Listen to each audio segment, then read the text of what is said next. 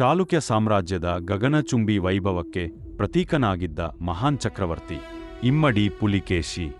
ಆದರೆ ಪ್ರತಿ ಸಾಮ್ರಾಜ್ಯಕ್ಕೂ ಒಂದು ಅಂತ್ಯ ಇರುತ್ತದೆ. ಬಾದಾಮಿಯ ಭೂಮಿಯಲ್ಲಿ ಪಲ್ಲವರ ಮಹಾಯೋಧ ಮಹಾಮಲ್ಲ ನರಸಿಂಹವರ್ಮನೊಂದಿಗೆ ನಡೆದ ಭೀಕರ ಯುದ್ಧದಲ್ಲಿ ಪುಲಿಕೇಶಿ ಸಾವನ್ನಪ್ಪಿದ್ದಾನೆಂದು ಇತಿಹಾಸ ಹೇಳುತ್ತದೆ. ಕೆಲವರು ಹೇಳುವಂತೆ ಅವನು ಯುದ್ಧಭೂಮಿಯಲ್ಲೇ ವೀರಮರಣ ಹೊಂದಿದನು. ಇನ್ನು ಕೆಲವರು ಹೇಳುವಂತೆ ಪಲ್ಲವರ ದಾಳಿಯಲ್ಲಿ ಪರಾಜಿತನಾಗಿ ವಿಧಿವಶನಾದನು. ಅವನ ಮರಣದ ನಂತರ ಚಾಲುಕ್ಯ ಸಾಮ್ರಾಜ್ಯ ಸುಮಾರು 13 ವರ್ಷಗಳ ಕಾಲ ಅಸ್ಥಿರತೆಯ ಕತ್ತಲೆಗೆ ತಳ್ಳಲ್ಪಟ್ಟಿತು.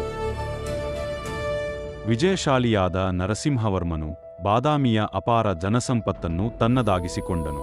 ಅಷ್ಟೇ ಅಲ್ಲ, ಚಾಲುಕ್ಯರ ಆರಾಧ್ಯ ದೇವತೆ ವಾತಾಪಿ ಗಣಪತಿಯ ಮೂರ್ತಿಯನ್ನು ಸಹ ತನ್ನ ನಾಡಿಗೆ ಕೊಂಡೊಯ್ದನು.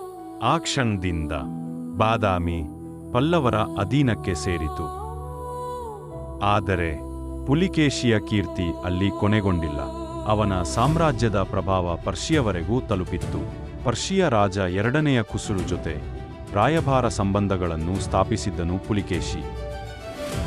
ಅಜಂತಾ ಗುಹೆಗಳ ಭಿತ್ತಿಚಿತ್ರಗಳಲ್ಲಿ ಪರ್ಷಿಯನ್ ರಾಯಭಾರಿಗಳಿಗೆ ನೀಡಿದ ಆತಿಥ್ಯದ ಚಿತ್ರಣಗಳು ಇಂದಿಗೂ ಕಾಣಿಸುತ್ತವೆ.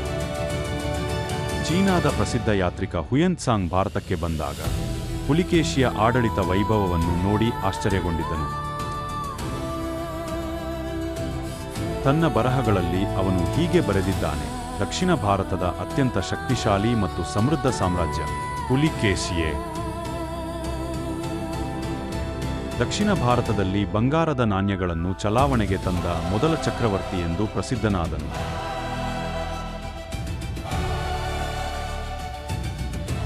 ರಾಜಕೀಯ ಮೈತ್ರಿಗಳಲ್ಲೂ ಅವನು ನಿಪುಣನಾಗಿದ್ದನು.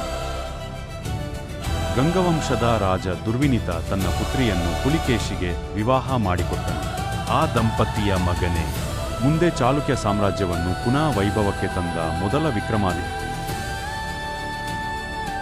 ಪುಲಿಕೇಶಿಯ ವಿಜಯಯಾತ್ರೆ ದಕ್ಷಿಣ ದಿಕ್ಕಿನಲ್ಲಿ ಮಾತ್ರ ನಿಲ್ಲಲಿಲ್ಲ. ಅವನು ಕೋಸಲದ ಪಾಂಡುವಂಶಿ ರಾಜರನ್ನು ಸೋಲಿಸಿದನು. ಮುಂದೆ ಕಳಿಂಗದ ಪೂರ್ವ ಗಂಗರನ್ನು ಪರಾಭವಗೊಳಿಸಿದನು. ಕಿಷ್ಠಾಪುರ ಎಂಬ ಬಲಿಷ್ಠ ಕೋಟೆಯನ್ನು ತನ್ನ ಅಧೀನಕ್ಕೆ ತೆಗೆದುಕೊಂಡನು. ವಿಷ್ಣುಕುಂಡಿನಿಯರನ್ನು ಸೋಲಿಸಿ ವೆಂಗಿ ಪ್ರದೇಶವನ್ನು ವಶಪಡಿಸಿಕೊಂಡನು. ಅಲ್ಲಿ ತನ್ನ ತಮ್ಮ ಕುಬ್ಜ ವಿಷ್ಣುವರ್ಧನನನ್ನು ಪ್ರತಿನಿಧಿಯಾಗಿ ನೇಮಿಸಿದನು. ಆ ನಿರ್ಧಾರವೇ ಮುಂದೆ ಪೂರ್ವ ಚಾಲುಕ್ಯ ಸಾಮ್ರಾಜ್ಯದ ಹುಟ್ಟಿಗೆ ಕಾರಣವಾಯಿತು. ಒಬ್ಬ ಯೋಧ, ಒಬ್ಬ ರಾಜತಂತ್ರಜ್ಞ, ಒಬ್ಬ ಚಕ್ರವರ್ತಿ. ಇತಿಹಾಸದಲ್ಲಿ ಶಾಶ್ವತವಾಗಿ ಉಳಿದ ಹೆಸರು ಇಮ್ಮಡಿ ಪುಲಿಕೇಶಿ.